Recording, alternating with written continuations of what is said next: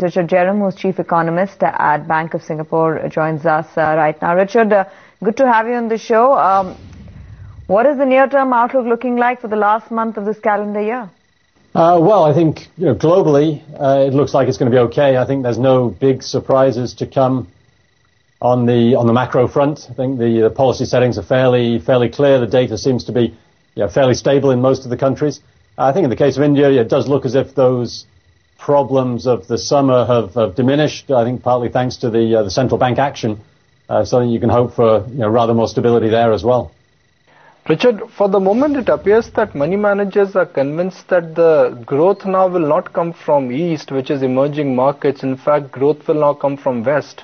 Yeah, I mean, obviously in absolute terms, the East is going to be growing faster than the developed world. But I think in terms of the change compared to 2013, seems fairly clear that most of the acceleration in growth is going to be in the developed world, obviously especially in the United States. It's been held back this year through a lot of fiscal tightening, tax increases, spending cuts.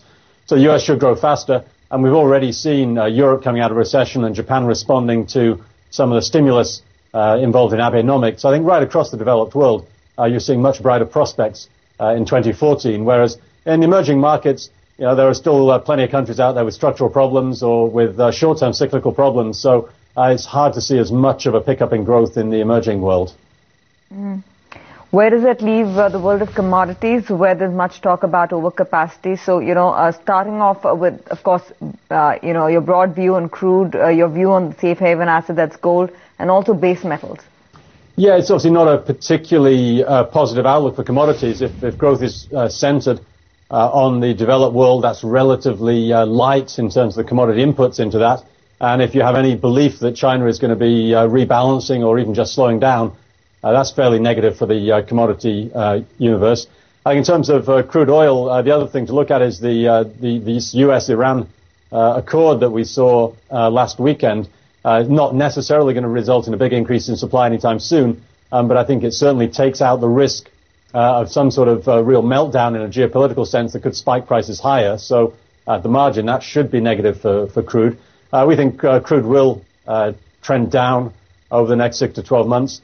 We think gold will go down as well. I think as the U.S. tapers and fears of any sort of need for a big inflation hedge holding gold, I think that will also move lower. So we're broadly moderately negative on commodity prices. Richard, there are a lot of opinions floating around on when will US Fed taper. What is your sense? First quarter, second quarter, end of 2014 or beyond 2014?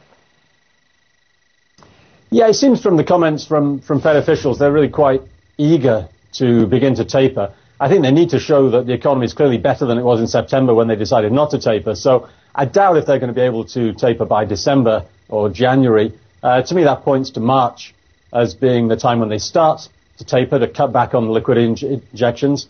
And they probably run that until the fourth quarter of next year before they finish. But I think an important difference now is that it looks like when they do taper, they will probably change their guidance in terms of the unemployment rate they want to see before they raise interest rates. They're probably going to cut that from 6.5% to 6%, maybe even to 5.5%. And if they do that, it pushes out your expectation of interest rate increases in the States right the way out to 2016, possibly even 2017. So I think from that point of view, the impact of tapering shouldn't be all that dramatic because it's also being accompanied by this determination by the Fed to convince the world this is not tightening. This is only tapering. You don't need to fear too much. And how do you tie in the risk of a possible deflation to that? There's still murmurs about it, about inflation targets undershooting in the US and Europe. But there's still, it's pretty much one of the scenarios that's still on the table.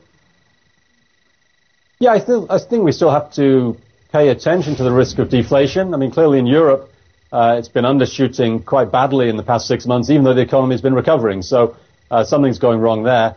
U.S. inflation has been really remarkably stable over the past 4 or 5 years when you consider what massive swings there's been in the economy, what huge policy changes there's been. So I think the assumption is that inflation is going to stay fairly stable in a 1-2% range. But I think because the dynamics of what's been driving it are not really that clear, there seems to be a lot of inertia.